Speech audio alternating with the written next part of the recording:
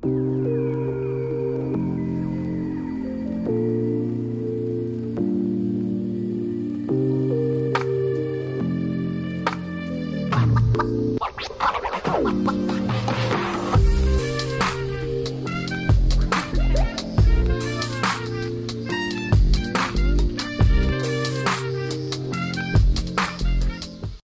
て、ついに佐渡最終日となりました。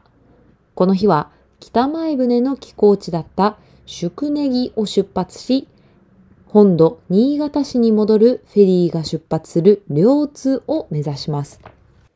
せっかくなので海岸線をドライブしながら、途中美しい棚田が有名な岩首に寄ってみましょう。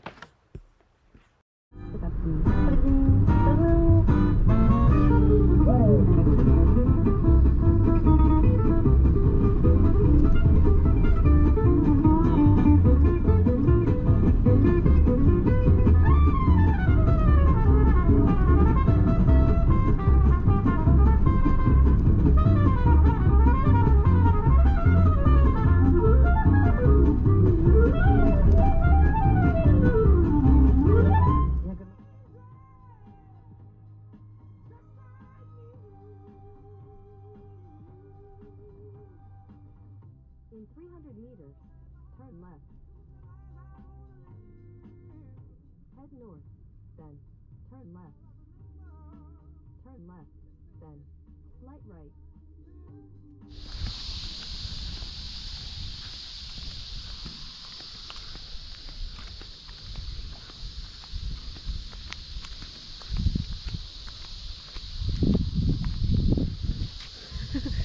すごい青。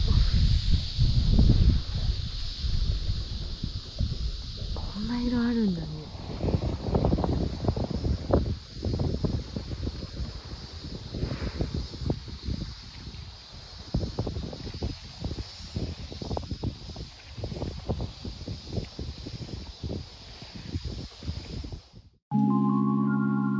それでは気を取り直して行ってみましょう。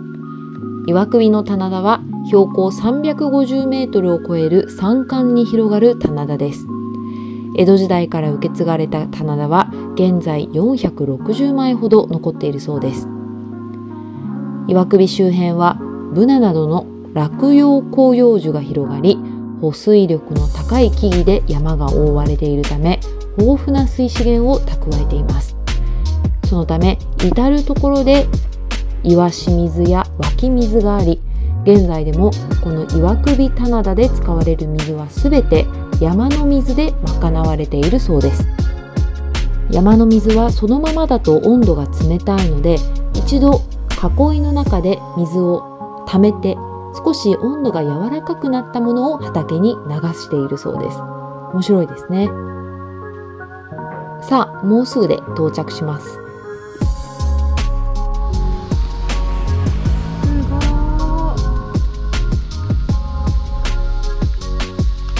すごくない？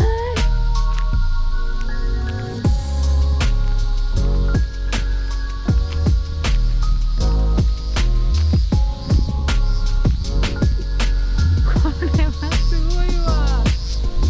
すごい景色。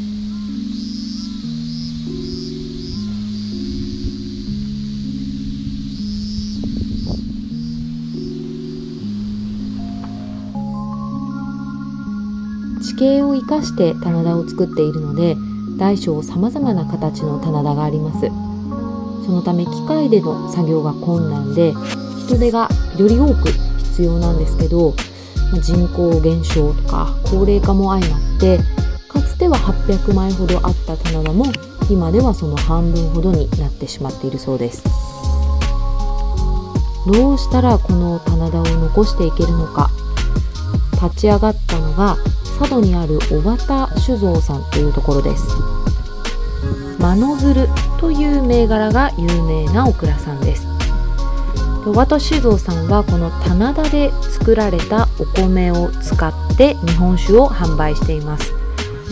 棚田で採れたお米を少しでも高く買い取ることで安定した農業収入につなげ、わずかでもこの棚田を残すことに貢献できればという思いで始められたそうです。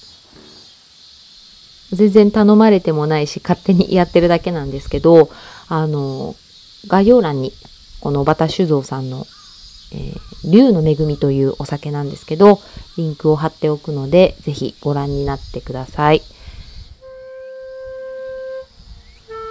本当に美しい景色で心がなんかこう触れるものがあったので、ここいらで一曲吹きたいと思います。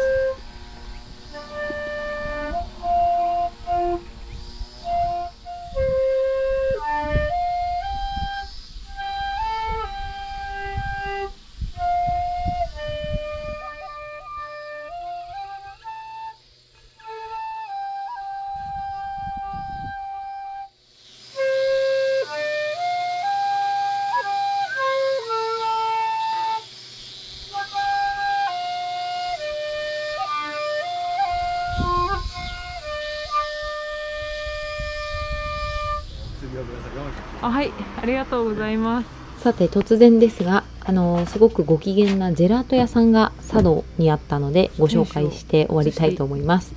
マッテラートさんというところです。なんかちょっとうち見えづらくてちょっとあれなんですけど。私はこの日ネクタリンとル・レクチェっていうのをいただきました。フルーツそのままかじっているような、そういうジューシーさのあるジェラートで本当に美味しかったです。全然やってないんですけど、編集とかそうですよね、結構、そして何よりこの店主の爽やかさ、思わず声のトーンが一つ上がります。はい、ありがとうございます。ルレクチェと、はい、ありがとうございます。ありがとうございます。いただいて食べます。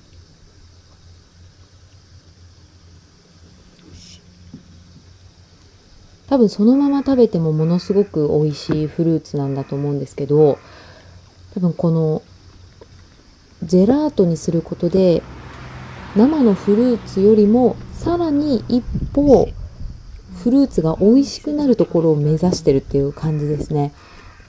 いちごのジェラートもあるんですけど、いちごは新鮮なフルーツを使う方が美味しいから、毎朝いちごを摘みに行ってジェラートに加工しているそうです。でもフルーツによっては取ってから1ヶ月とか追熟させて、さらに凍らせて保存しておいた方がより美味しくなったりするものもあるので、そういう風にしてるものも、フルーツによって美味しくなる、ジェラートにした時に美味しくなるタイミングとやり方を見極めてジェラートにしてるっていう、本当にそのこだわりを感じる美味しいジェラートでした。というわけでお送りしてまいりました佐渡島編。このフェリーに乗って次の目的地へ向かいたいと思います。佐渡島の皆さん、ありがとうございました。